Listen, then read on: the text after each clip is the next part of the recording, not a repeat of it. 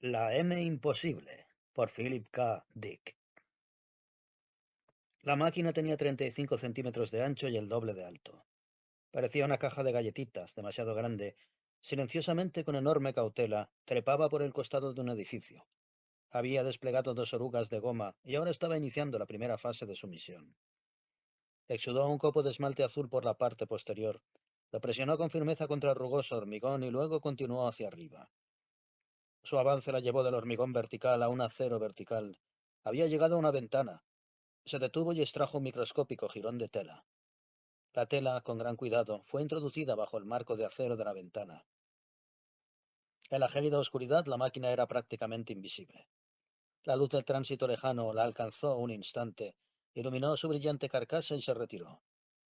La máquina reanudó su trabajo. Desplegó un pseudópodo de plástico y lo utilizó para quemar un círculo del vidrio de la ventana. En el interior del apartamento a oscuras no se produjo respuesta alguna. No había nadie en casa.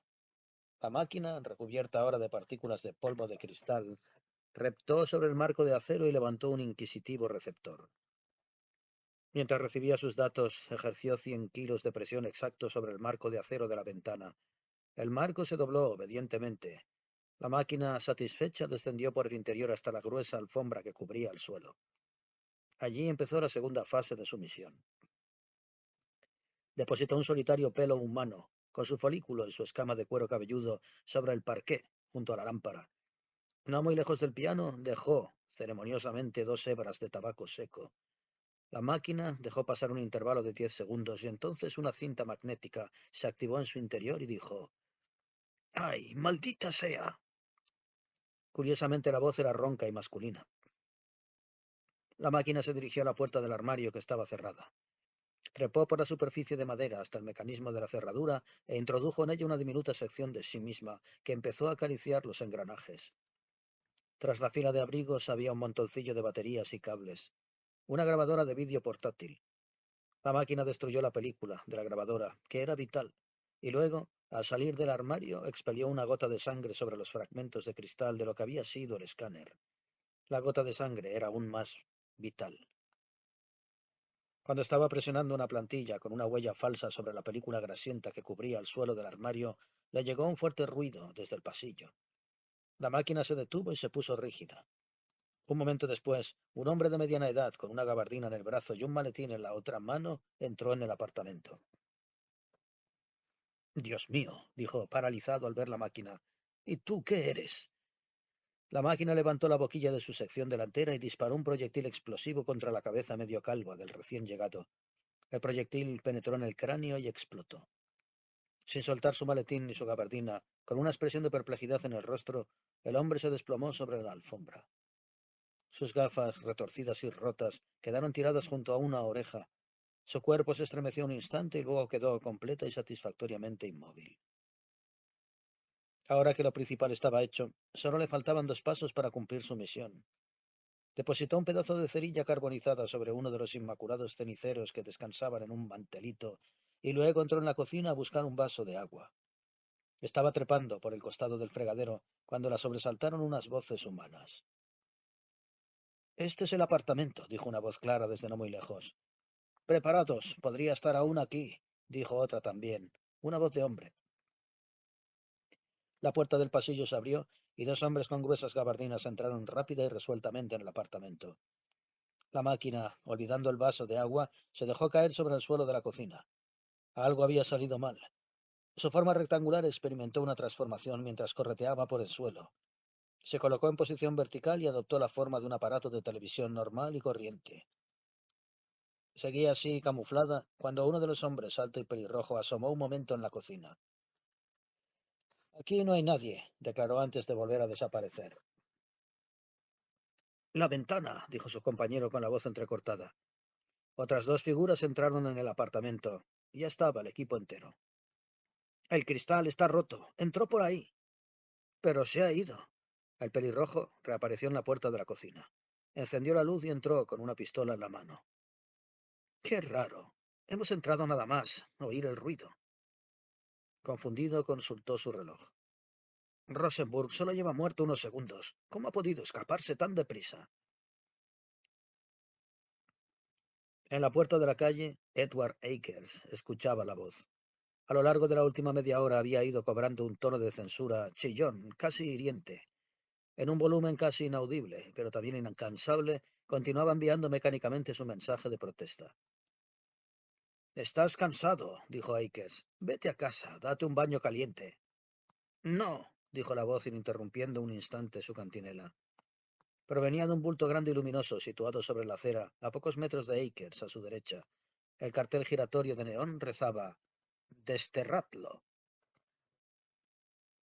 A lo largo de los últimos minutos, el cartel había traído 30 veces, las había contado, la atención de un transeúnte, y el hombre de la caseta había iniciado su arenga. Más allá de la caseta había teatros y restaurantes. La caseta estaba bien situada, pero no la habían colocado allí para los transeúntes, sino para Akers y la agencia en la que trabajaba. Su diatriba estaba dirigida al Departamento de Interior. La insistente presencia duraba ya tantos meses que Akers apenas era consciente de ella. La lluvia sobre el tejado. El tráfico. Bostezó, cruzó los brazos y esperó. Destiérralo, suplicó la voz con testarudez. Vamos, Akers, di algo. Haz algo. Estoy esperando, replicó Akers con suficiencia. Un grupo de ciudadanos de clase media pasó junto a la caseta y recibió unos panfletos. Al ver que los tiraban al suelo, Akers se echó a reír. No te rías, musitó la voz. No tiene gracia. Imprimir esos panfletos nos cuesta dinero. ¿Dinero tuyo? Inquirió Akers. En parte. Aquella noche Garth estaba solo. ¿Qué estás esperando? ¿Qué ha pasado? Un equipo policial ha salido por el tejado hace pocos minutos.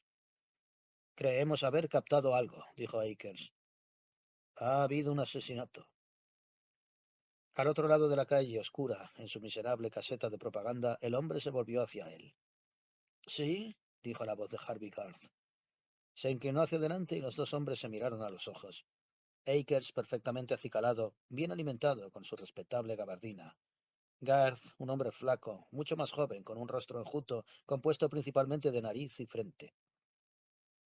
Ya ves, dijo Akers, que necesitamos el sistema.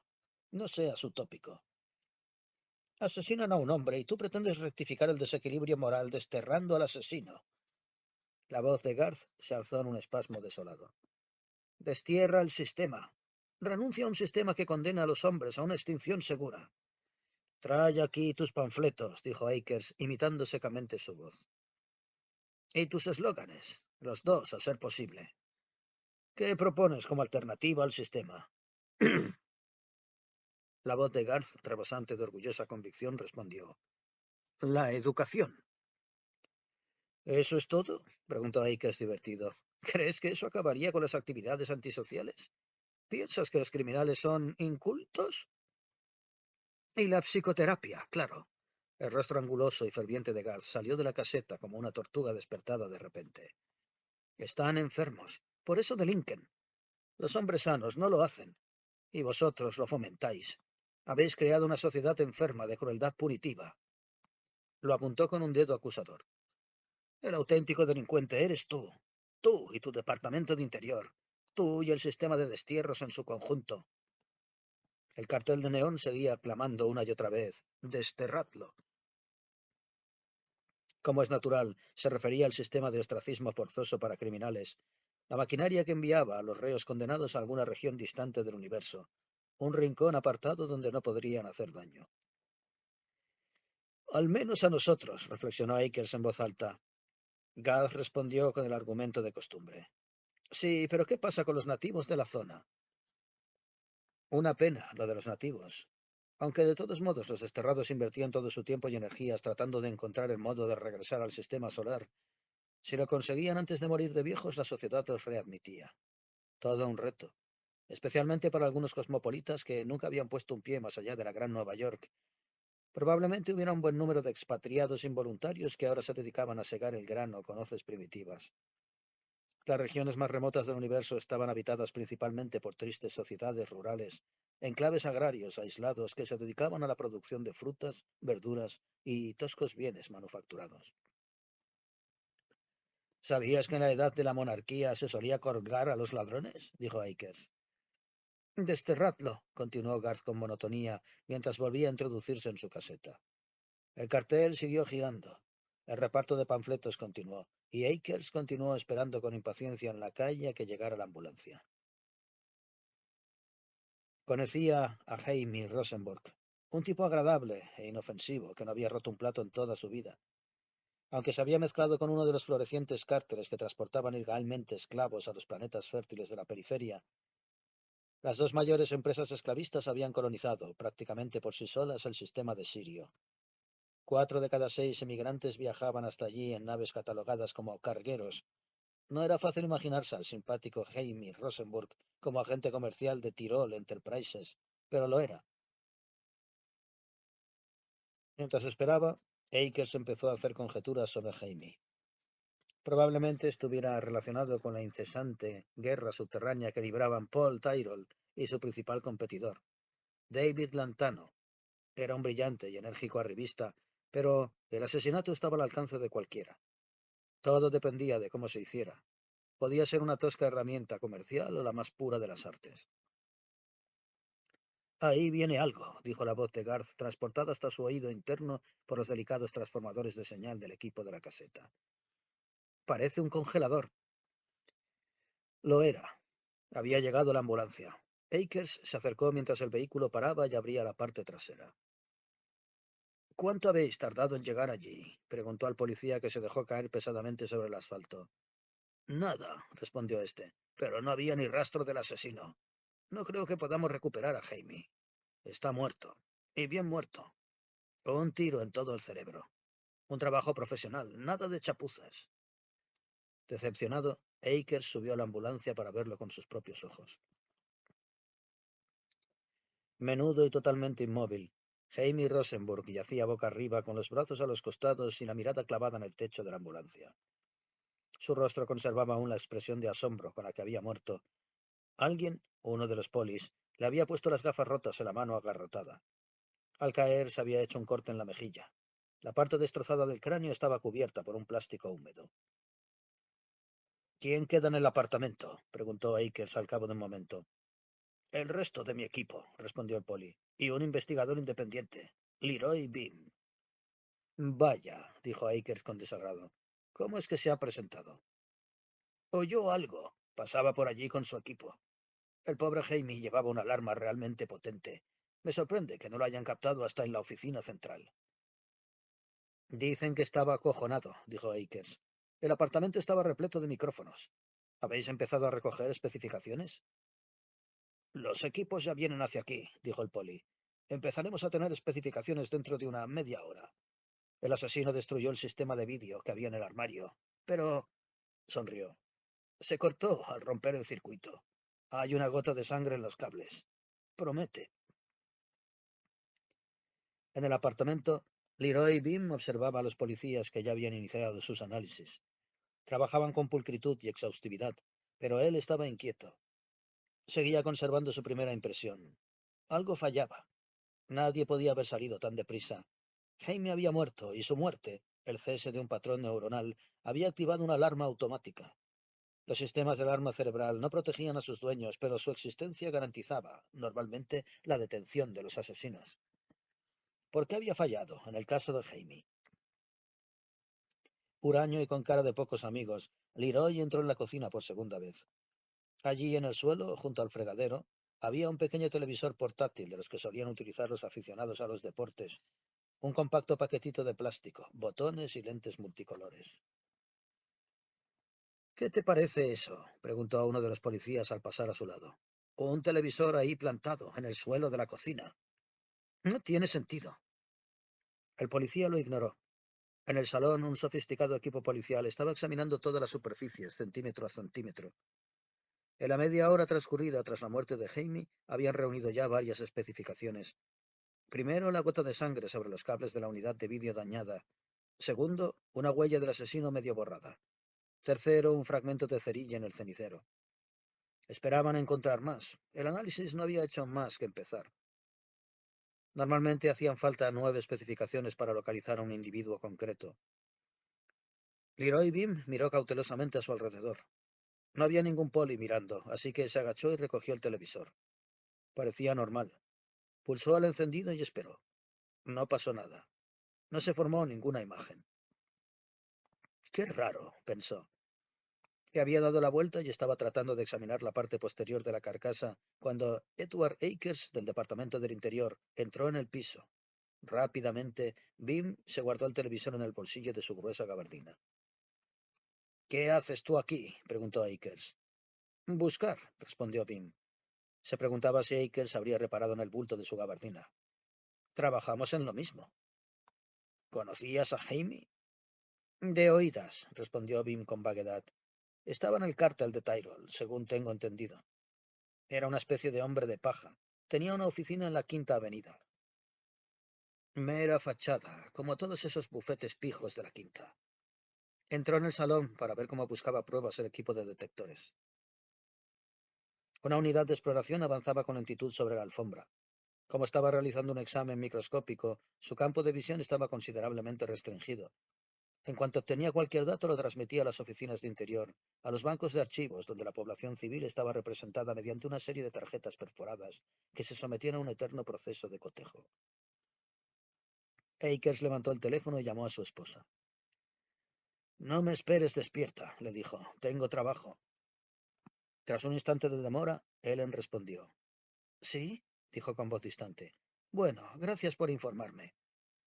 En el rincón, dos miembros del equipo policial estaban examinando un nuevo descubrimiento, lo suficientemente importante como para considerarse una especificación. Volveré a llamarte, dijo apresuradamente a su esposa, cuando vaya a salir. Adiós. Adiós, dijo Ellen con sequedad, y consiguió colgar antes que él. El nuevo hallazgo era el equipo de audio intacto que había debajo de la lámpara de pie. La cinta magnética, aún en movimiento, emitía prometedores destellos. El episodio de la muerte se había grabado en su totalidad.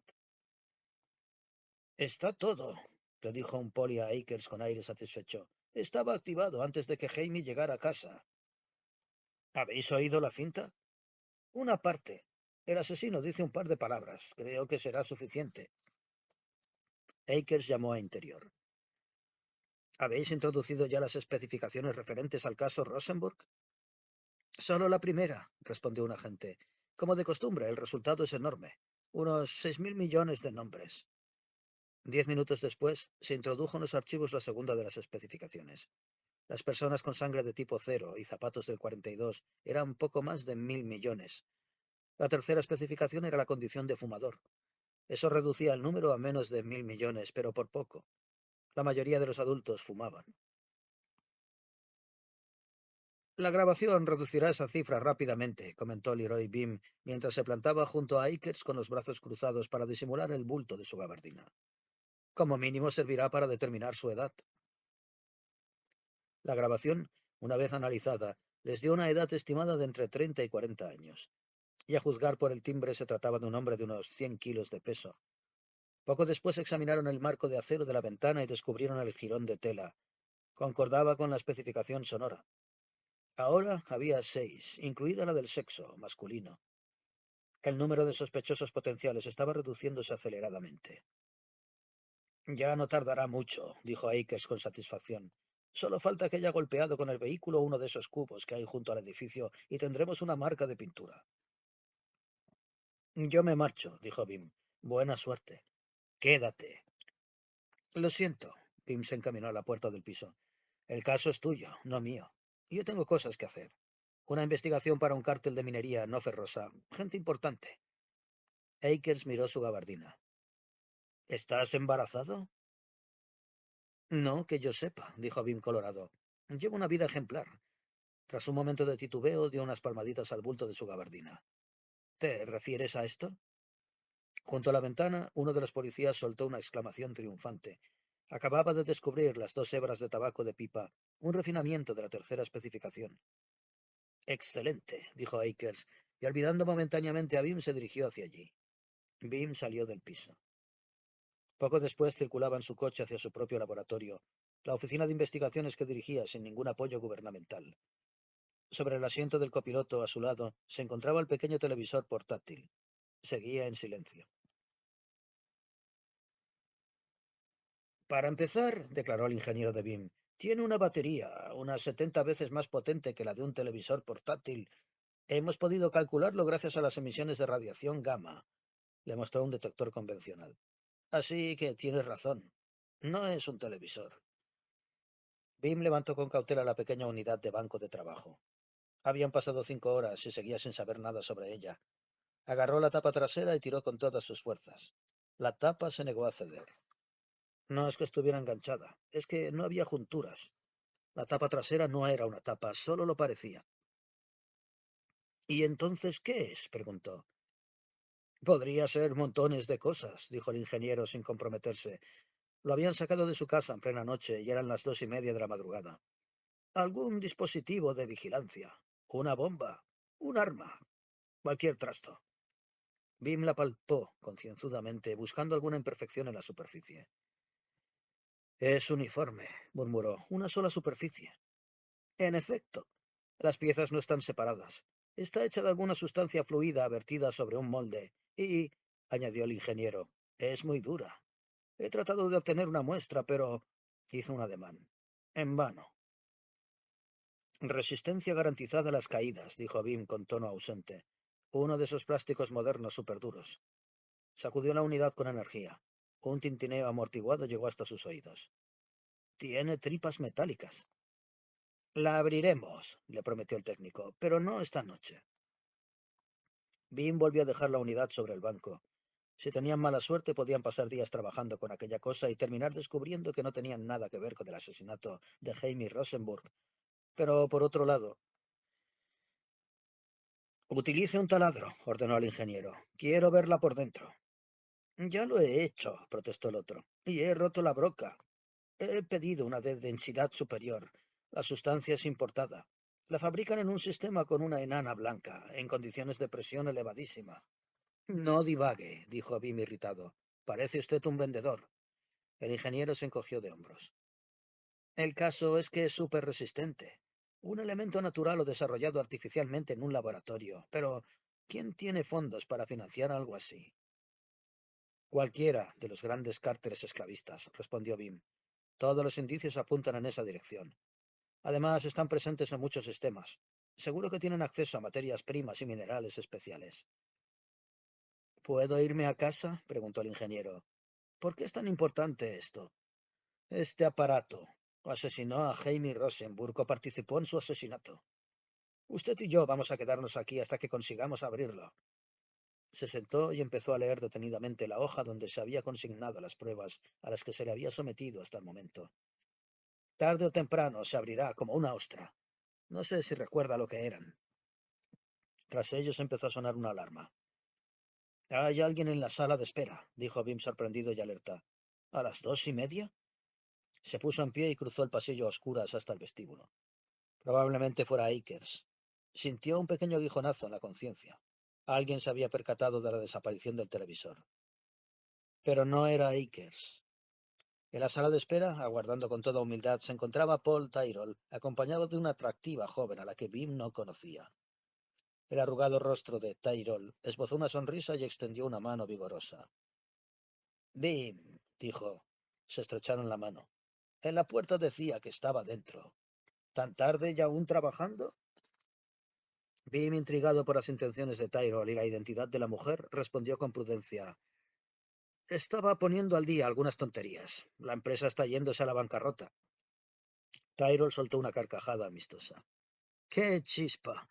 Sus profundos ojos recorrieron toda la sala. Tyrrell era un hombre de constitución fornida, más viejo que la mayoría de la gente, de rostro sombrío y profundamente arrugado. ¿Tiene tiempo para algunos contratos? Podría encargarles algunos casos, si están disponibles. Siempre lo estamos, repuso Bim, mientras interponía entre el laboratorio y la mirada de Tyrrell. De todos modos, la puerta se había cerrado. Tyrrell era el jefe de Jaime. Sin lugar a dudas, se consideraba con derecho a conocer toda la información referente a su asesinato. ¿Quién lo había hecho? ¿Cuándo? ¿Cómo? ¿Por qué? Pero eso no explicaba la razón de su presencia allí. Ha sido una desgracia, dijo Tyrrell con crudeza. No hizo ademán alguno de presentarle a la mujer. Ella se había retirado a un sofá para fumarse un cigarrillo. Era esbelta y tenía el cabello de color caoba. Llevaba un abrigo azul y un pañuelo alrededor de la cabeza. Sí, convino Bim. Una desgracia. Estaba usted allí, según tengo entendido.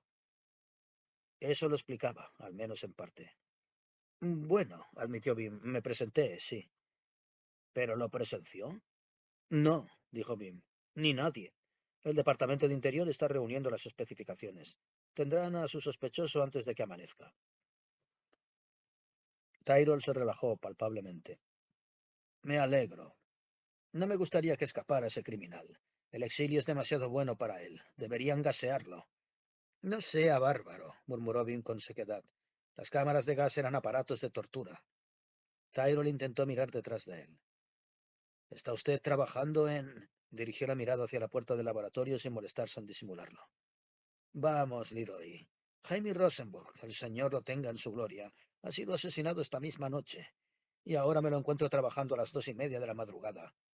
A mí puede contármelo. Es algo relacionado con su muerte, ¿verdad? Eso debería preguntárselo a Akers. Tyrell se rió entre dientes.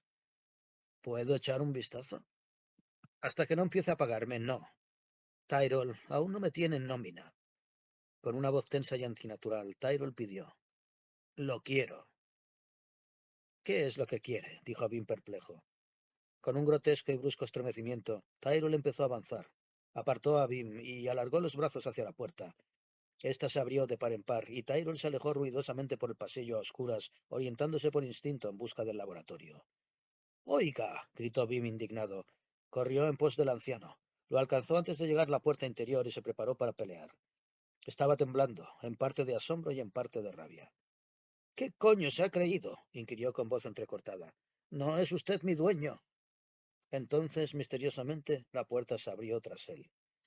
Sin poder evitarlo, retrocedió unos pasos y estuvo a punto de caerse de espaldas en el laboratorio. Allí, paralizado e impotente, se encontraba su ingeniero, y algo pequeño y metálico correteaba por el suelo de la sala. Parecía una caja de galletitas demasiado grande y se dirigía en línea recta hacia Tyrell.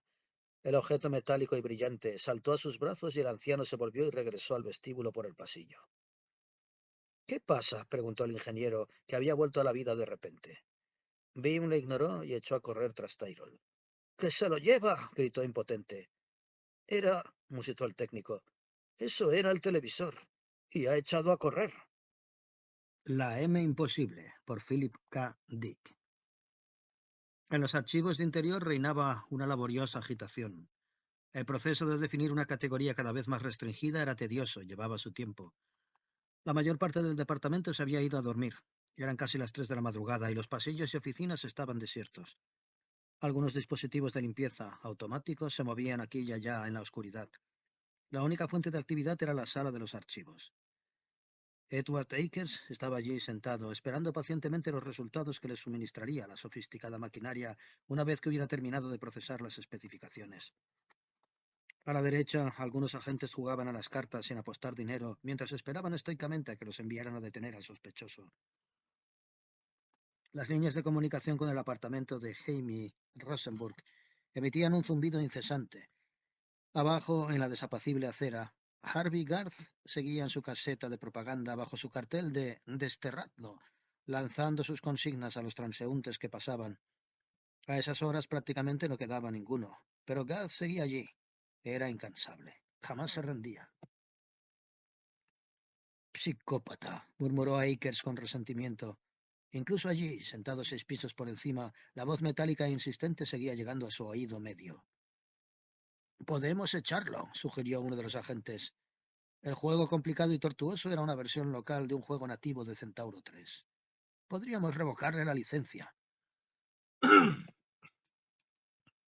En un momento de ociosidad, Akers había elaborado y refinado una ficha sobre Garth, una especie de análisis de aficionado sobre las aberraciones mentales del sujeto. Le gustaba jugar a psicoanalista. Le proporcionaba una sensación de poder. Garth Harvey, síndrome compulsivo. Ha asumido el papel de un anarquista ideológico, opuesto al sistema legal y social, sin expresión racional. Se limita a repetir frases y palabras clave. Su idea fija es desterrar el sistema de destierros. La causa domina su vida. Fanático, probablemente de tipo maníaco, puesto que había dejado la frase sin terminar. ya que en realidad no sabía cuál era la estructura mental de los individuos maníacos. En cualquier caso, era un análisis excelente y algún día estaría plasmado en un uniforme oficial, en lugar de vagar únicamente por su cabeza. Y cuando ese día llegara, la molesta vocecilla enmudecería finalmente. Gran agitación, continuaba la voz monótona de Garth.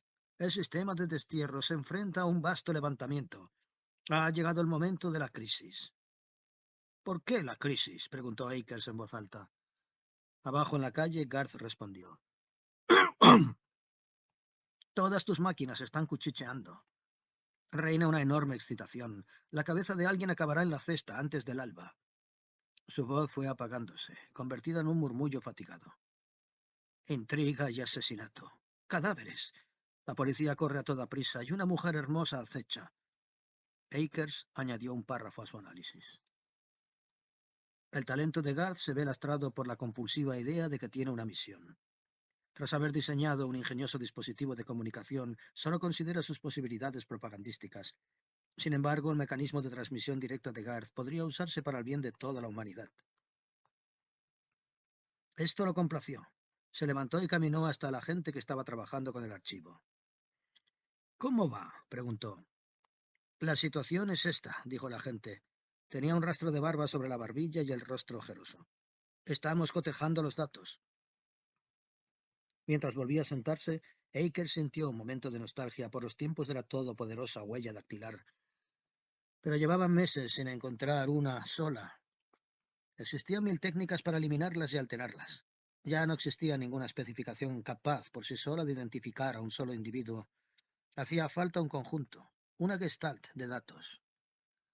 1. Grupo sanguíneo. Grupo 0, 6.139.481.601.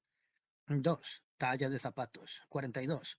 1.268.303.431. 3. Fumador. 791.992.386. 4. Fumador en pipa. 52.774.853. 5. Sexo masculino. 26.449.094. 6. Peso 100 kilos. 488.290. 7. Tejido de la ropa. 17.459. 8. Tipo de cabello. 866. 9. Propietario del arma utilizada. 40. Una imagen muy detallada estaba surgiendo de los datos. Akers podía verla con claridad. El hombre estaba prácticamente allí, delante de su mesa. Un tipo bastante joven, fornido, que fumaba en pipa y llevaba un traje de tweed extremadamente caro. Un individuo creado por 9 especificaciones. No había una décima, porque no se había encontrado ningún nivel de especificación más. Según el informe, habían registrado el apartamento a conciencia. El equipo de detección iba a salir al exterior. Con una más nos bastaría, dijo Akers, mientras le devolvía el informe a la gente. Se preguntaba si aparecería y cuánto tardaría. Para matar el tiempo telefoneó a su mujer, pero en lugar de Ellen le respondió la voz del contestador automático. Sí, señor, le dijo. La señora Akers se ha retirado a dormir. ¿Puede usted dejarle un mensaje de 30 segundos? Que le será transmitido mañana por la mañana. Muchas gracias. Akers descargó su frustración sobre el mecanismo y luego colgó. Se preguntó si Ellen estaría acostado de verdad. Puede que, como hacía con frecuencia, hubiera salido, pero la verdad es que era casi las 3 de la madrugada. Cualquier persona a su sano juicio estaría dormida. Solo Garth y él seguían en sus puestos cumpliendo con sus sagrados deberes. ¿A qué se refería Garth con lo de una mujer hermosa?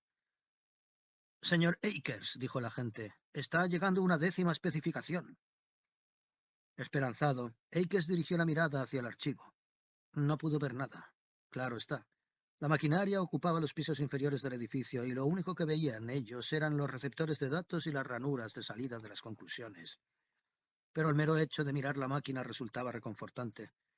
En aquel momento los archivos estaban aceptando el 10º elemento material. En cuestión de instantes, sabría cuántos ciudadanos englobaban aquellas 10 categorías. Sabría si tenía un grupo lo bastante pequeño como para investigar a sus miembros uno por uno. Aquí lo tiene, dijo el agente mientras le pasaba el informe. Tipo de vehículo utilizado, color. 7. Dios mío, dijo Akers con voz templada. Es suficiente.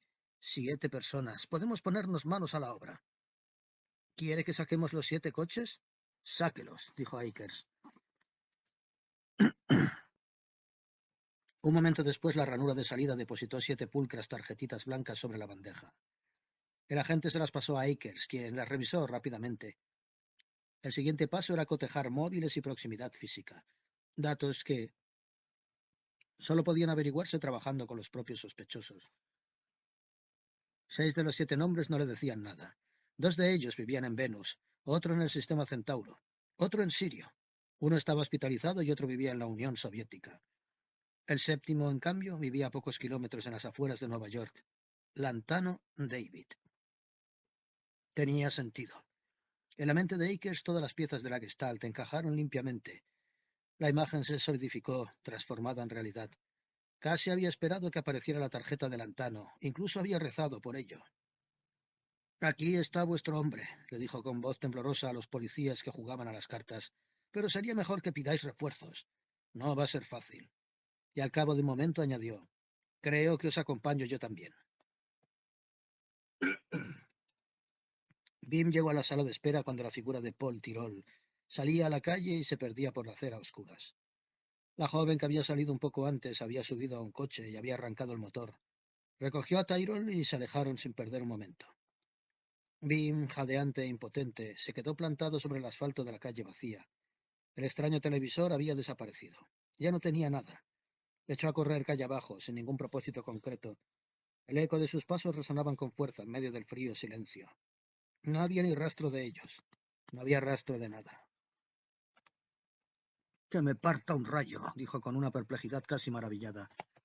Estaba claro que la unidad, un robot de complejidad evidente, pertenecía a Paul Tyrol. En cuanto se había identificado, la máquina se había echado a sus brazos. ¿En busca de protección? Había matado a Jaime, y la pertenencia era de Tyrol. De modo que, utilizando un método novedoso e indirecto, Tyrol había asesinado a su empleado, a su tapadera en la Quinta Avenida. A ojo de buen cubero, un robot como ese podía costar unos $100.000.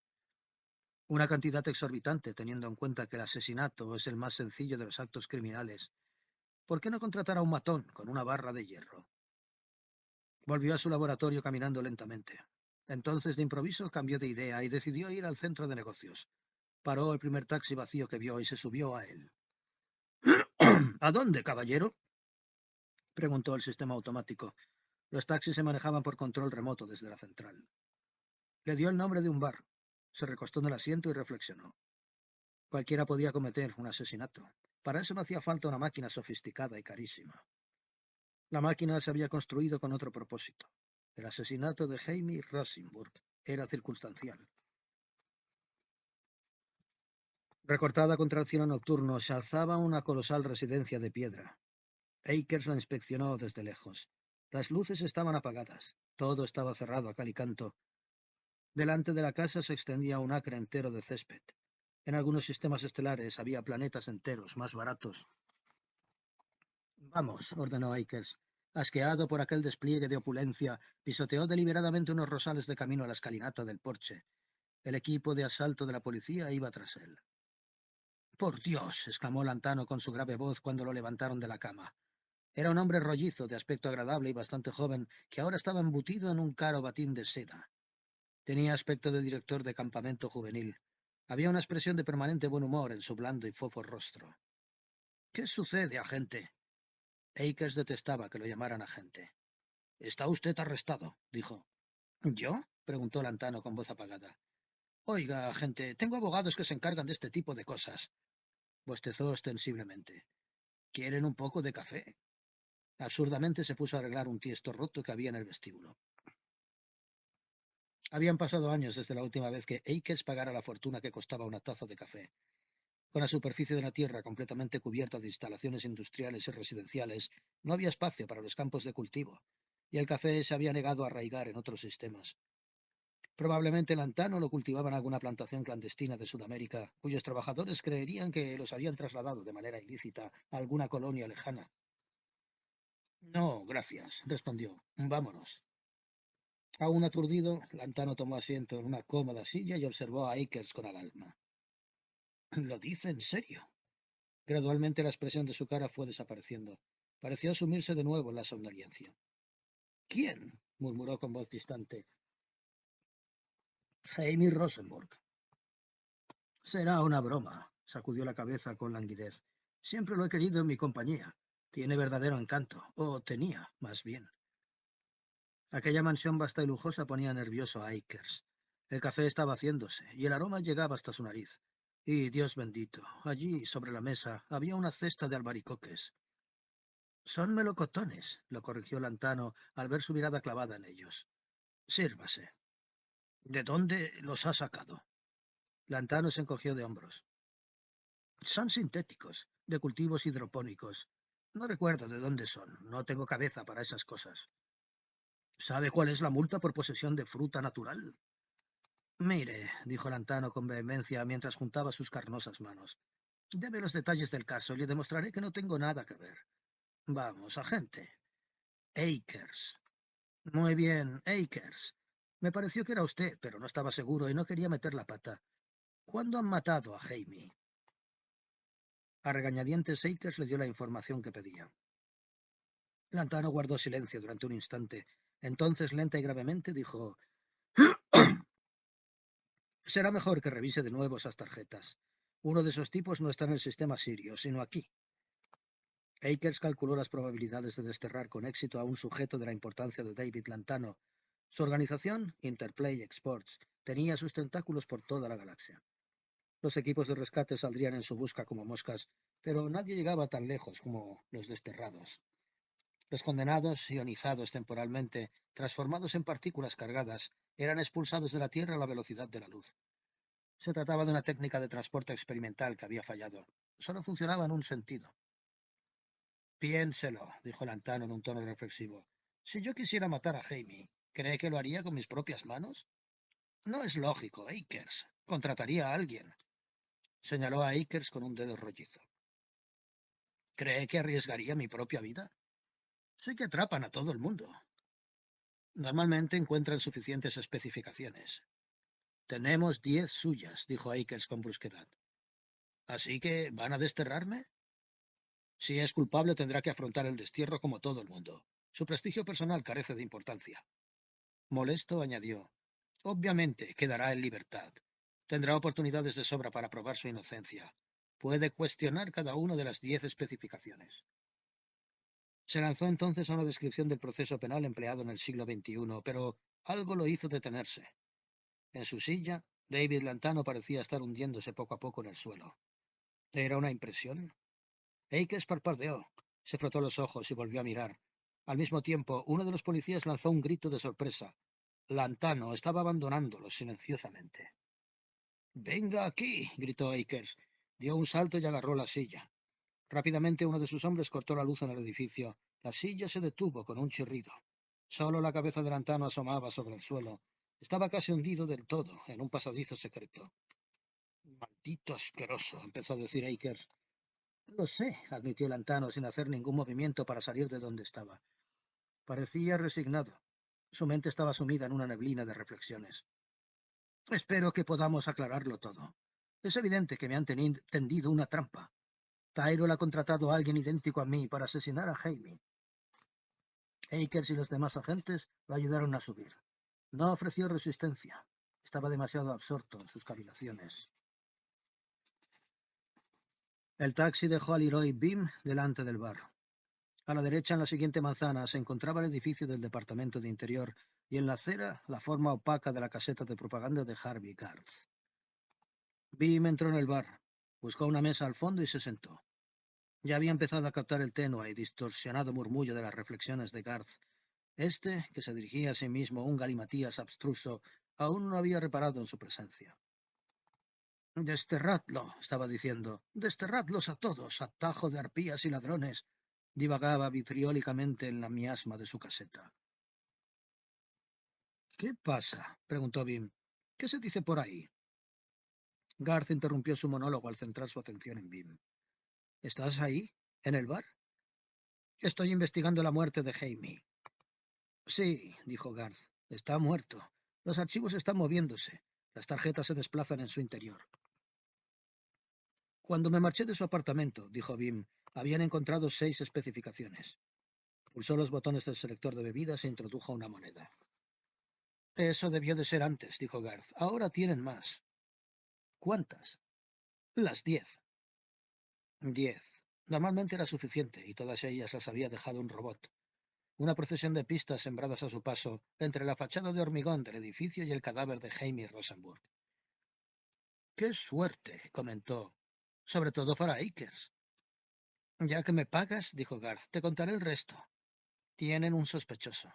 Akers ha ido a por él. De modo que el robot había conseguido su propósito, al menos hasta cierto punto. De una cosa estaba seguro. Según su plan, el robot tendría que haber abandonado el apartamento. Tyrol no sabía de la existencia de la alarma neuronal de Jaime. Este había tenido la prudencia de instalarla. De no haber irrumpido los agentes en el apartamento, atraídos por la alarma, el robot habría vuelto con Tyrol.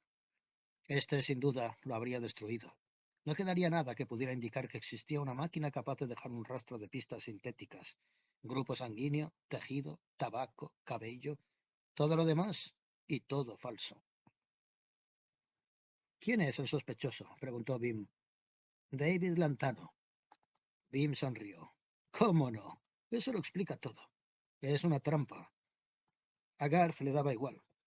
Era un empleado apostado allí por los investigadores independientes para extraer información del Departamento de Interior. La verdad es que su interés en la política era meramente ficticio. Su desterradlo era una simple fachada. Sé que le han tendido una trampa, dijo Bim. Y Lantano también. Pero no podemos probarlo. Salvo que Lantano tenga una coartada a prueba de bombas. Desterradlo, siguió Garth con su rutina. Un pequeño grupo de trasnochadores estaba pasando junto a su caseta y quería disimular. La conversación dirigida a un solo interlocutor era inaudible para todos los demás, pero aún así era mejor no correr riesgos.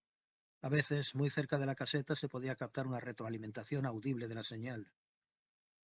Encorvado sobre su copa, Leroy Bim barajó sus opciones. Podía informar a la organización de Lantano, que seguía relativamente intacta, pero el resultado sería una guerra civil de proporciones dramáticas, y además a él le daba igual que a Lantano le hubieran tendido una trampa. Eso carecía de importancia. Más tarde o más temprano, uno de los grandes esclavistas tenía que absorber al otro. El monopolio es el estado final de todo mercado de grandes dimensiones. Sin Lantano para impedirlo, Tyrol engulliría fácilmente su organización. Todos trabajarían para él, como ocurría siempre. Pero por otro lado, también era posible que un día una máquina, aún a medio construir en el sótano de Tyrol, dejara un rastro de pistas sobre Leroy Bim. La idea no se le iba de la cabeza. Y pensar que ha tenido ese condenado trasto en mi poder, dijo con frustración. 5 horas. Era un televisor, sí, pero también era el cacharro que mató a Jaime. ¿Estás totalmente seguro de que ha desaparecido? No es solo que haya desaparecido. A todos los efectos es como si se la hubiera tragado la tierra, a menos que la chica se estrellara antes de llegar a casa de Tyrol. ¿La chica?, preguntó Garth. Una mujer. Y me comentó. Lo vio todo y estaba al corriente. Llegó con él. Pero por desgracia no tenía la menor idea de quién podía ser. ¿Qué aspecto tenía?, preguntó Garth. Alta, cabello de color caoba, una boca muy nerviosa. No sabía que estuviera trabajando abiertamente para él. Debían de estar desesperados por recuperar ese trasto. Y añadió, ¿no lo has reconocido? Supongo que no tenías por qué, no suele dejarse ver. ¿Quién es? Ellen Akers. Bim rompió a reír a carcajadas. ¿Y hace de chofer para Paul Tyrol? Es su... Bueno, sí, podría decirse que sí. ¿Desde hace cuánto? Pensaba que lo sabías. Akers y ella se separaron el año pasado, pero él no dejó que se marchara. No le concedió el divorcio. No le convenía la publicidad. Hay que mantener la respetabilidad, ya sabes. Los trapos sucios se lavan en casa. ¿Y sabe que está con Paul Tyrol? No, claro. Sabe que está emocionalmente comprometida, pero no le importa, mientras sea discreta. Lo único que le preocupa es su posición.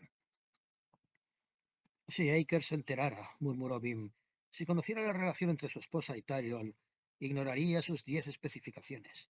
Iría a por Tyrol. Aunque no hubiera pruebas, ya se encargaría luego de buscarlas. Apartó la bebida. De todos modos, el vaso ya estaba vacío. ¿Dónde está Akers? Ya te lo he dicho, en casa del Antano, deteniéndolo. ¿Va a volver? ¿No se irá a su casa? Naturalmente que va a volver. Garth guardó silencio un momento. Un par de furgonetas de interior están entrando en este momento en la rampa del garaje. Serán ellos. Bim esperó tenso. ¿Akers va con ellos? Sí, ahí está. Desterradlo, alzó su voz en un estertorio frenesí. Desterrad el sistema de destierro. Acabad con las arpías y los ladrones. Bim se puso en pie y salió del bar. La M imposible, por Philip K. Dick. Una luz débil brillaba en la parte trasera del apartamento de Edward Akers, probablemente la de la cocina. La puerta principal estaba cerrada. En el pasillo enmoquetado, Bim manipuló hábilmente el mecanismo de la puerta. Estaba programado para responder a unos patrones neuronales concretos, los de sus propietarios, y un círculo selecto de amistades. Él no estaba incluido. Se arrodilló, sacó un oscilador de bolsillo de su gabardina y activó el emisor de ondas sinoidales. Poco a poco fue aumentando la frecuencia. Al llegar a unos 150.000 CPS, la puerta emitió un revelador clic. Era todo lo que necesitaba. Apagó el oscilador y registró su colección de patrones de llave hasta localizar el cilindro que buscaba. Lo introdujo en la torreta del oscilador, que empezó a emitir un patrón neuronal sintético, lo bastante similar al real como para engañar a la cerradura. La puerta se abrió. Bim entró. En la penumbra, el salón parecía modesto y elegante. Ellen Akers era una buena ama de casa. Bim aguzó el oído. ¿Estaba en casa? Y en caso afirmativo, ¿dónde? ¿Despierta? ¿Dormida? Se asomó al dormitorio. Vacío. Lo mismo que la cocina. Luego revisó una habitación con las paredes tapizadas. A un lado había una llamativa barra y al otro un sofá que ocupaba la pared entera. Sobre el sofá descansaban un abrigo, unos guantes y un bolso de mujer. Prendas que conocía, las que llevaba Ellen Akers antes, así que había vuelto a casa tras salir de su laboratorio.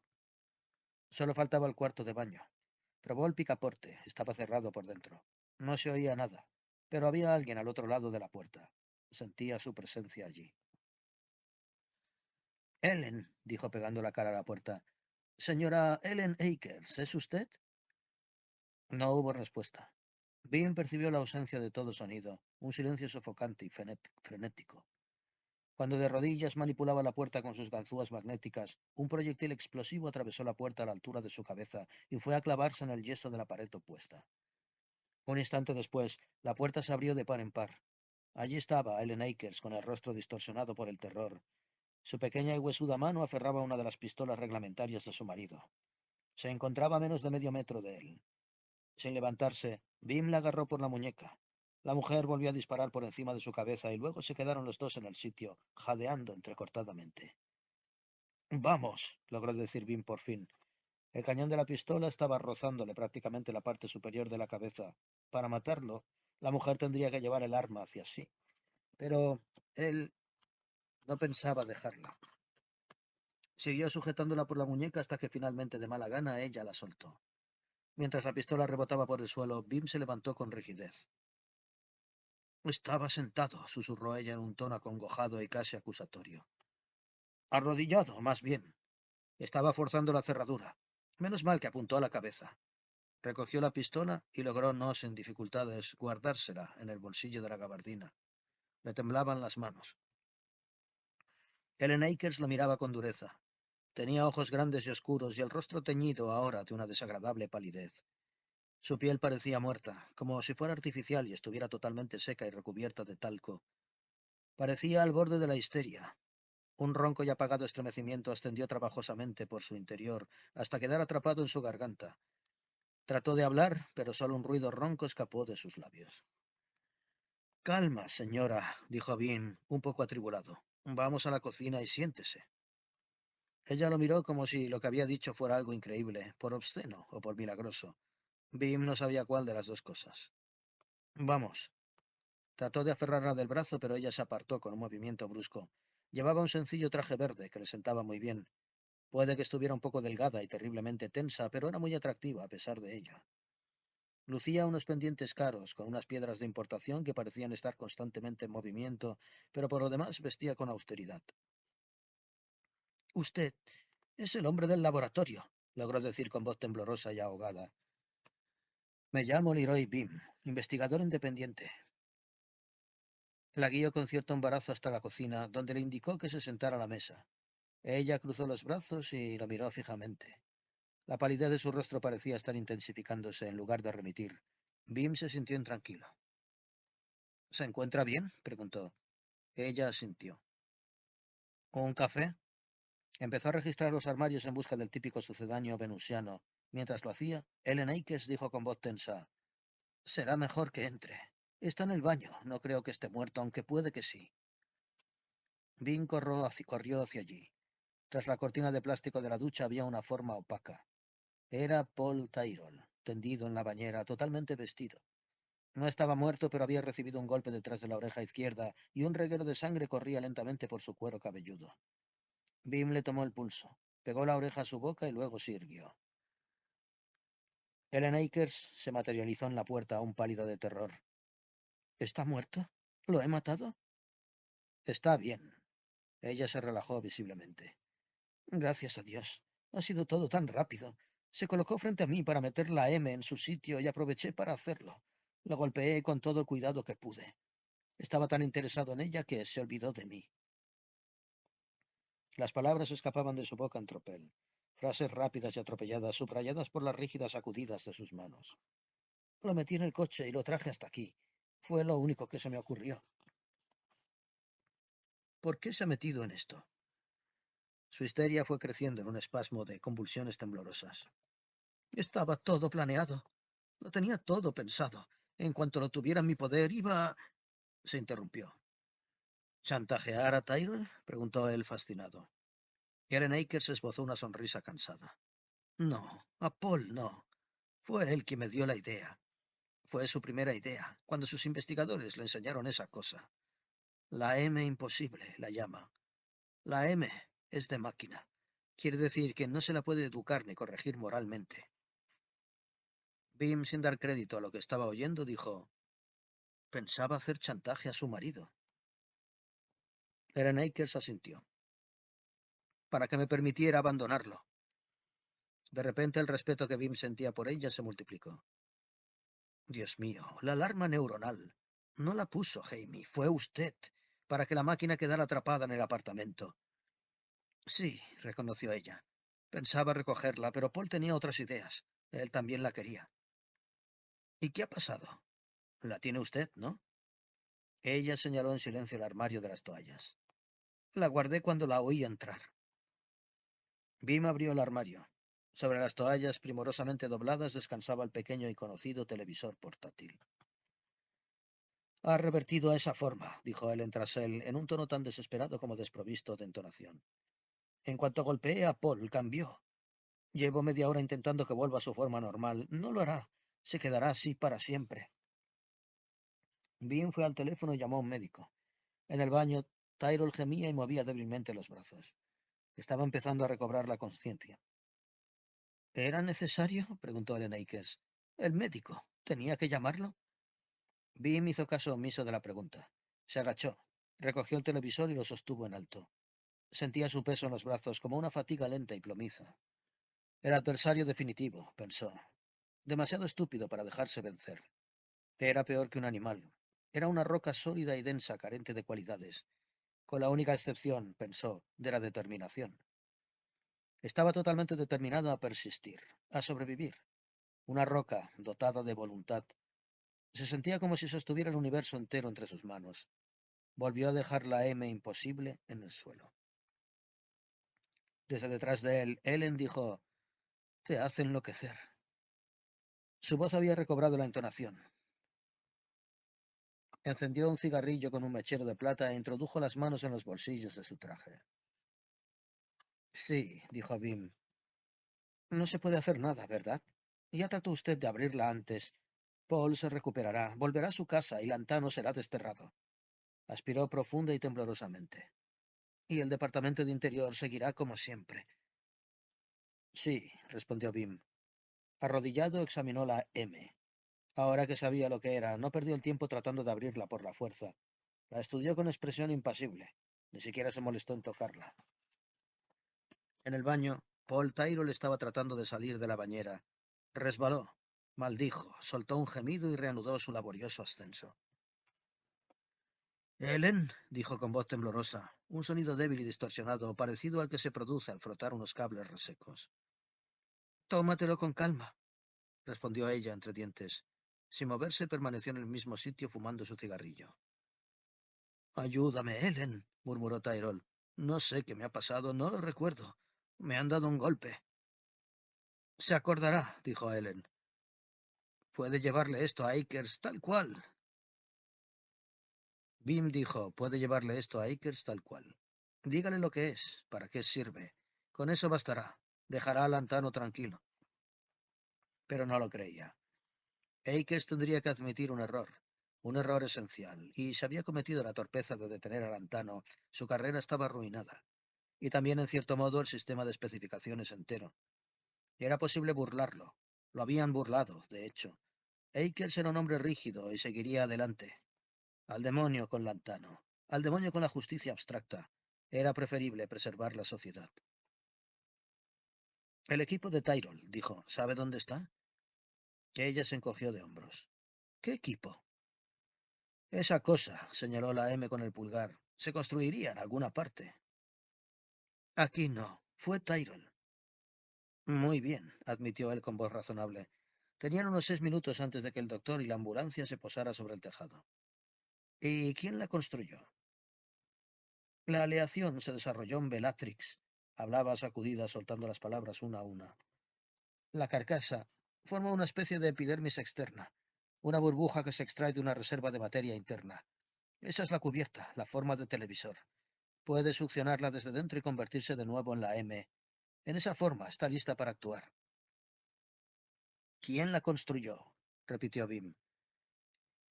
Un sindicato de fabricantes de herramientas de Bellatrix. Una empresa subsidiaria de la organización de Tyrol. Las fabrican, las fabrican como perros guardianes. Se usan en las grandes plantaciones de los planetas de la periferia. Patrullan, atrapan a los cazadores furtivos.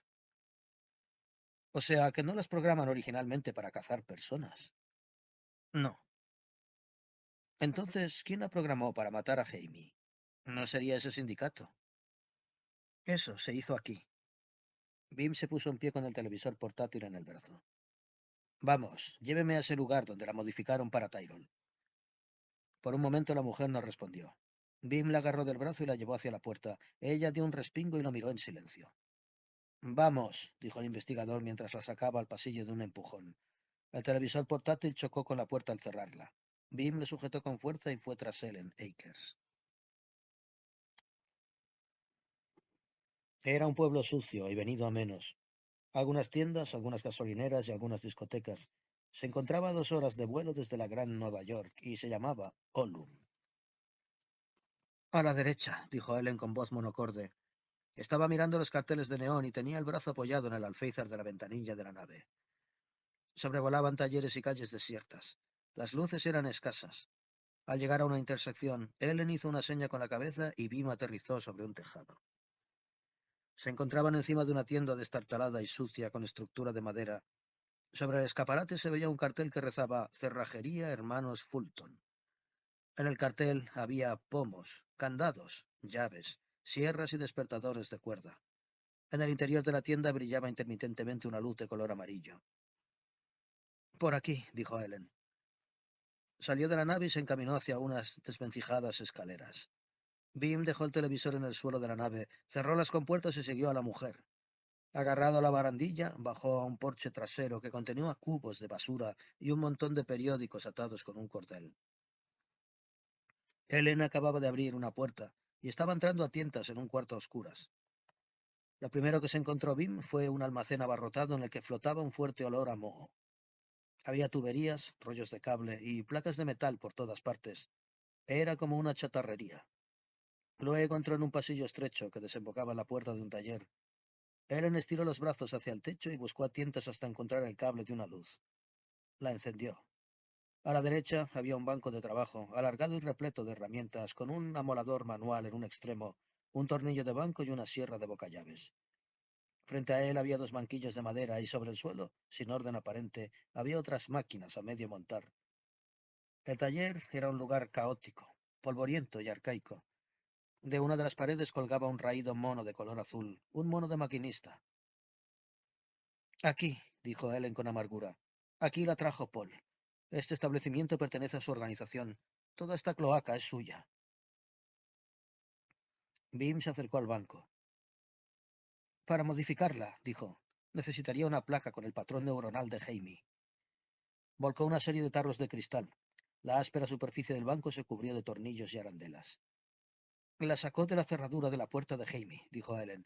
Hizo que la analizaran, y el patrón de Jaime se infirió a partir de la disposición de los engranajes. ¿Y quién abrió la M? Hay un mecánico, dijo Ellen. Un viejecillo consumido, lleva la tienda. Se llama Fulton. Es un cretino. Fue él quien instaló el inhibidor en la M. Un inhibidor, dijo Bim asintiendo. Para que no matara a nadie. Jaime era la única excepción. Frente a todos los demás adopta su forma de camuflaje.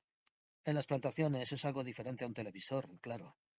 Se echó a reír con un temblor repentino que rayaba en la histeria. Sería algo digno de verse, un televisor ahí plantado en medio del campo.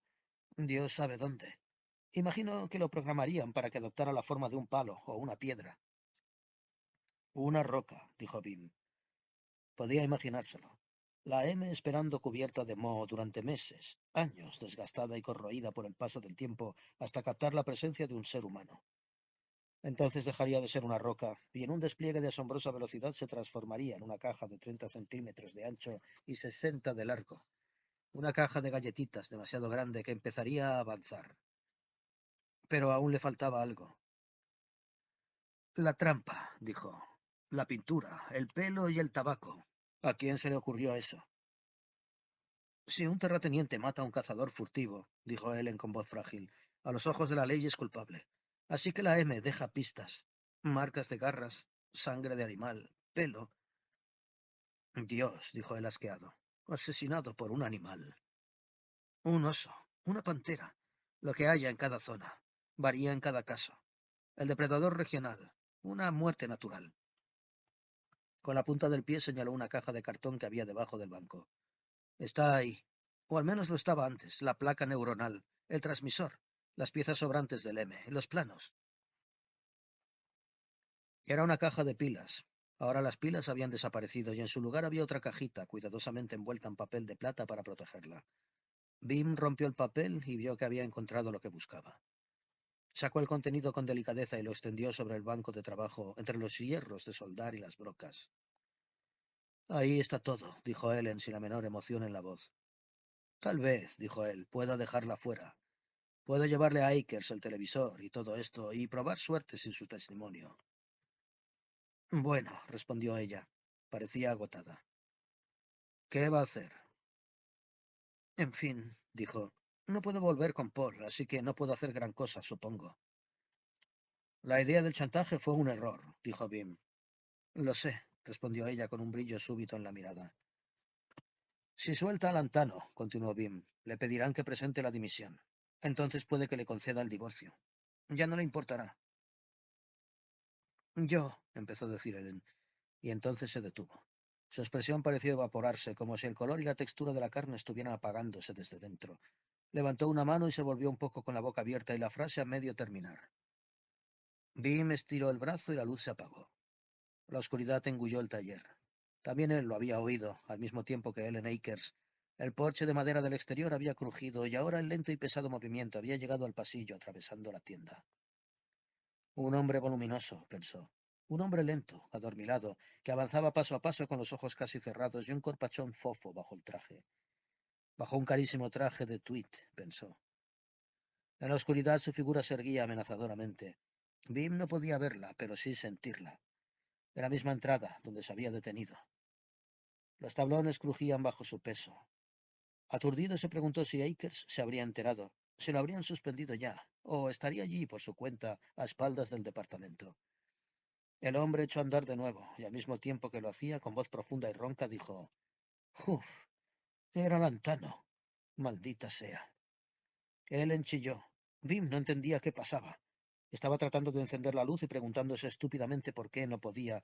Entonces se dio cuenta de que había roto la bombilla sin querer. Encendió una cerilla. La cerilla se apagó y el investigador buscó el encendedor de Ellen Akers. Lo llevaba en el bolso y tardó un agonizante segundo en sacarlo. La M imposible estaba aproximándose lentamente a ellos con una antena receptora extendida. Se detuvo y rotó hacia la izquierda hasta encontrarse mirando al banco. Ya no parecía un televisor. Había vuelto a adoptar la forma de caja de galletitas. La placa, susurró Ellen Akers. Ha respondido a la placa. La M había despertado al captar a Jamie Rosenburg, pero Bim seguía sintiendo la presencia de David Lantano. El hombretón estaba en la habitación. La sensación de gravidez, la cercanía de su peso, habían llegado con la máquina mientras ésta se movía, bosquejando la existencia de Lantano. Bajo su mirada, la máquina extrajo un pequeño jirón de tela y lo dejó pegado a un rollo de tela mecánica que tenía cerca. Empezó a sembrar otros elementos, sangre, tabaco y cabello, pero eran demasiado pequeños para que los viera. Apretó contra el suelo polvoriento una plantilla con forma de huella y luego extendió un cañón a partir de su sección anterior. Ellen Akers se echó a correr con un brazo sobre los ojos, pero la máquina no estaba interesada en ella. Giró en dirección al banco, se elevó y disparó. Un proyectil explosivo impulsado por el cañón perforó el banco y se clavó en la basura que había sobre él. Explotó los cables y los tornillos volaron formando una lluvia de partículas. Jamie está muerto, pensó Bim, y siguió observando. La máquina estaba buscando la placa, tratando de localizar y destruir el patrón neuronal sintético. Rotó sobre sí misma, bajó el cañón un instante como si vacilara y volvió a disparar. Detrás del banco de trabajo, la pared reventó. Bim, con el encendedor en la mano, caminó hacia la M. Una antena receptora se inclinó hacia él y la máquina retrocedió. Sus contornos vibraron, fluyeron y entonces dolorosamente se transformaron. Por un instante la máquina luchó consigo misma. Entonces, como a regañadientes, el televisor portátil volvió a aparecer. La máquina emitió un agudo gemido, un chillido de angustia. Estaba recibiendo estímulos contradictorios. Era incapaz de tomar una decisión. Estaba desarrollando una neurosis contextual, y la ambivalencia de sus respuestas amenazaba con destruirla. En cierto modo, su angustia tenía algo de humana, pero Bim era incapaz de sentir lástima por ella. Era un artilugio mecánico que trataba de camuflarse y atacar al mismo tiempo. Su crisis se manifestaba en el interior de una estructura de cables y transmisores, no en un cerebro vivo. Y un cerebro vivo era lo que había destruido con su primer proyectil. Jaime Rosenburg estaba muerto, y no había nadie como él, ni existía la posibilidad de que pudiera volver a existir. Se acercó a la máquina y la tocó en la parte trasera con el pie. La máquina se revolvió como una serpiente y se apartó. Oh, maldita sea, soltó una grabación desde su interior. Mientras se alejaba, iba soltando hebras de tabaco. Dejó tras de sí un reguero de gotas de sangre y copos de esmalte azul al alejarse en dirección a pasillo. Bim siguió oyendo cómo se alejaba, chocando contra las paredes como un organismo ciego y dañado. Tras unos segundos fue tras ella. En el pasillo, la máquina se movía en círculos muy lentamente. Estaba levantando a su alrededor una muralla de diversas partículas. Fibras, cabellos, cerillas quemadas, hebras de tabaco y una masa de sangre coagulada. Uf, maldita sea, entonó la máquina con voz grave y masculina. Mientras seguía con su bucle, Bim volvió a la otra habitación. ¿Dónde está el teléfono?, preguntó a Ellen Akers. Ella le dirigió una mirada vacía. No te hará nada, le dijo. Sentía la mente y los músculos cansados. Está en un bucle. Seguirá así hasta quedarse sin energía. Se ha vuelto loca, dijo ella. Estaba temblando. No, respondió Bim. Es una regresión. Está tratando de ocultarse. En el pasillo, la máquina volvió a decir: Uf, maldita sea. Bim encontró el teléfono y llamó a Edward Akers. El destierro de Paul Tyrrell comenzó como una procesión de bandas oscuras, seguida por un intervalo prolongado y molesto en el que la materia vacía flotaba al azar a su alrededor, adoptando formas cambiantes. El tiempo transcurrido entre el ataque de Ellen Akers y la emisión de la sentencia de destierro estaba borroso en su mente, como las sombras que estaba viendo en aquel momento. Era demasiado difícil de aprehender. Se había, eso creía, despertado en el apartamento de Akers. Sí, así era. Y Leroy Beam también estaba allí. Una especie de Leroy trascendental, erguido sobre él, disponiéndolo todo en una configuración de su elección. Se presentó un médico, y luego, finalmente, Edward Akers para hacer frente a su mujer y a la situación. Mientras se lo llevaban vendado al departamento del interior, vislumbró un momento a un hombre que salía. La forma pesada y bulbosa de David Lantano, de camino a su lujosa mansión de piedra y su casi media hectárea de césped. Al verlo, Tyrell había sentido una punzada de terror. Lantano ni siquiera había reparado en su presencia. Con una expresión de profundo ensimismamiento, había subido al coche que lo estaba esperando y se había marchado de allí. Tienes $1000, estaba diciendo Edward Akers en la última fase. Distorsionado, su rostro volvió a aflorar en las sombras que rodeaban a Tyrell, su última aparición. También él estaba arruinado, pero de otro modo. La ley te hace entrega de $1000 para que puedas cubrir tus necesidades inmediatas. Además, encontrarás un diccionario de bolsillo de los dialectos periféricos más representativos. La ionización fue indolora. No la percibió. Solo le pareció ver un espacio vacío, más oscuro que las imágenes borrosas que tenía a cada lado. Me odias, había declarado a modo de acusación, sus últimas palabras para Akers. Te he destruido, pero no fuiste tú. Estaba confuso. Lantano engañado, pero no. ¿Cómo? Tú. Pero Lantano no había tenido nada que ver. Lantano no había sido más que un espectador que luego había vuelto a su casa arrastrando los pies. Al demonio con él. Al demonio con Akers y con Leroy Beam. Y, aunque de mala gana, al demonio también con Ellen Akers. ¡Guau! Balbuceó cuando su cuerpo incorpóreo recobró al fin la solidez. Nos lo pasamos en grande, ¿no, Ellen? Y entonces sintió sobre sí el peso aplastante de los rayos de un sol. Estupefacto permaneció unos instantes donde estaba, sentado con el cuerpo ligeramente encorvado, laxo, pasivo. Rayos de sol amarillos, sofocantes por todas partes. No había otra cosa. Rayos de sol que lo cegaban y lo forzaban al sometimiento. Estaba tendido en medio de un camino de arcilla amarilla. A su derecha había un campo de cereal reseco que se marchitaba bajo el calor del mediodía. Sobre su cabeza volaban en círculos un par de aves de gran tamaño y aspecto poco tranquilizador. A mucha distancia se veía una línea de colinas abruptas, valles y cimas que no parecían otra cosa que montículos de polvo. En su base había un modesto puñado de edificaciones levantadas por la mano del hombre. Al menos eso esperaba. Mientras se ponía en pie trabajosamente, un ruido débil llegó hasta sus oídos. Por la recalentada y polvorienta carretera se acercaba una especie de vehículo. Aprensivo y cauto a partes iguales, Tyrol salió a su encuentro. El conductor era humano. Un joven flaco, casi demacrado, con la tez negra y cubierta de granos y una densa mata de pelo de color del rastrojo.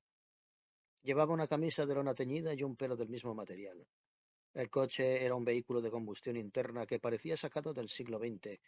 Abollado y en evidente mal estado, se había detenido con un ruidoso traqueteo mientras el conductor examinaba a Tyrol con mirada crítica. Su radio profería un torrente de música de baile con tono metálico. ¿Es usted recaudador de impuestos? No, desde luego, respondió Tyrol, sabedor de la de la universal hostilidad que se dirigía a este colectivo. Vaciló. Tampoco podía confesar que era un criminal desterrado desde la tierra. Así solo conseguiría que lo mataran, seguramente de algún modo grotesco. Soy inspector, anunció. Departamento de Sanidad. Satisfecho, el conductor asintió. Últimamente tenemos un problema con el gorgojo del ganado. ¿Tienen ya una vacuna? Estamos perdiendo todas las cosechas. Aliviado, Tyrol se montó en el vehículo. No sabía que el sol pegara tanto, comentó. Tiene usted acento, comentó el joven mientras arrancaba. ¿De dónde es? Es de nacimiento, una tara, respondió Tyrol con cautela. ¿Cuánto tardaremos en llegar al pueblo? Oh, una hora más o menos, respondió el joven mientras el coche se ponía lánguidamente en movimiento. Tyrol tenía miedo de preguntar el nombre del planeta. Eso lo desenmascararía. Pero al mismo tiempo lo consumía la necesidad de saber. Podía estar igualmente a 2 sistemas de distancia que a 2 millones, a un mes de la Tierra o a 70 años. Tenía que volver, por descontado. No estaba dispuesto a convertirse en agricultor en un planeta dejado de la mano de Dios. Chulo, ¿eh? Dijo el joven refiriéndose al torrente de asqueroso jazz que vomitaba la radio del coche. Son Freddy Calamina y la Woolly Bear Creole Original Band. ¿Conoce la canción? No, musitó Tyrol. El sol, el calor y la sequedad estaban dándole dolor de cabeza y no deseaba otra cosa que saber dónde se encontraba. El pueblo era miserablemente pequeño. Las casas estaban en un estado lamentable. Las calles eran de tierra. Por todas partes se veían gallinas de una especie doméstica picoteando las basuras. Bajo un porche dormitaba un cuasi perro de color azul. Paul Tyrrell, sudoroso e infeliz, entró en la estación de autobuses y buscó el panel de los horarios. La información que contenía no le aclaró nada. Nombres de ciudades que desconocía. El del planeta, como es natural, no aparecía. ¿Cuánto cuesta el billete al puerto más cercano?, preguntó al indolente funcionario que había en la taquilla. El funcionario lo pensó un momento. Depende de a qué clase de puerto se refiera. ¿A dónde quiere ir? En dirección a Centro, respondió Tyrrell.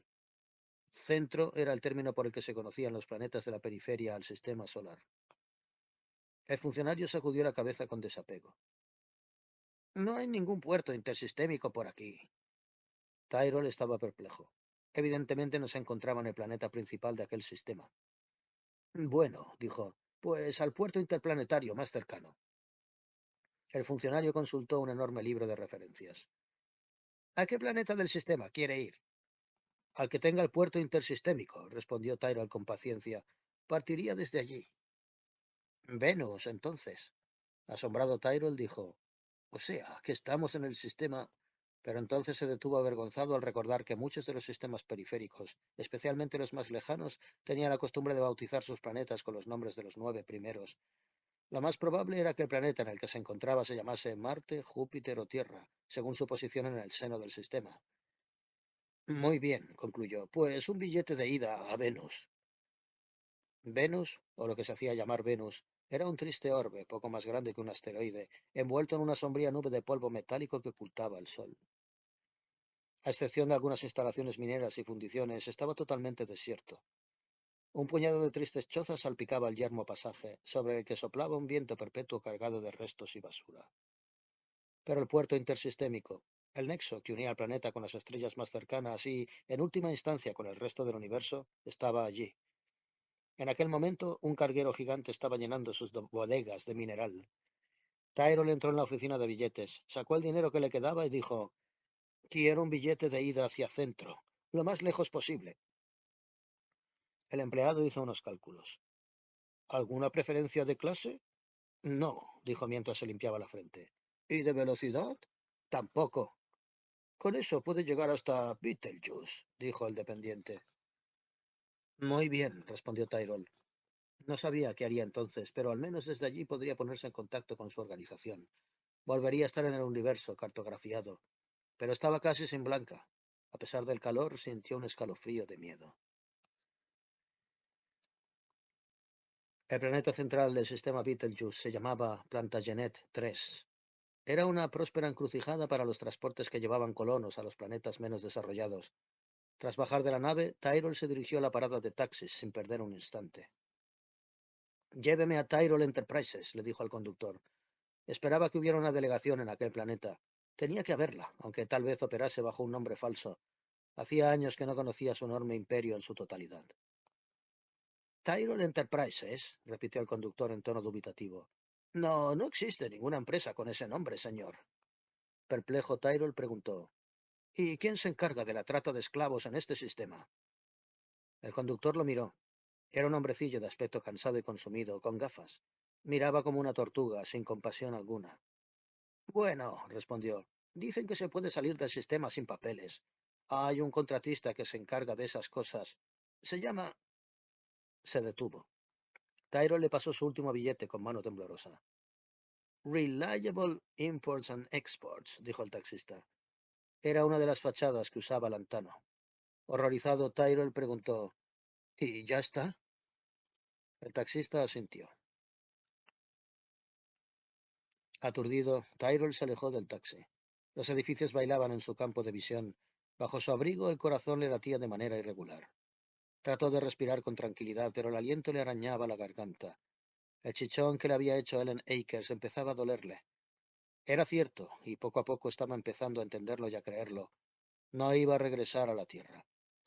Pasaría el resto de su vida allí, en aquel planeta rural, aislado de su organización y de todo lo que había construido a lo largo de los años. Y además comprendió, mientras se sentaba para recobrar el resuello, el resto de su vida no sería demasiado largo. Pensó en Jaime Rosenburg. Traicionado, dijo, y lo asaltó un acceso de tos violenta. Tú me has traicionado a mí, ¿lo oyes? Estoy aquí por ti, es culpa tuya. Nunca tendría que haberte contratado. Pensó en Ellen Akers. Y tú también, dijo con voz entrecortada, incapaz de contener la rabia. Sentado en aquel banco se dedicó a toser, a tratar de recobrar la respiración y a pensar en toda la gente que lo había traicionado. Eran centenares.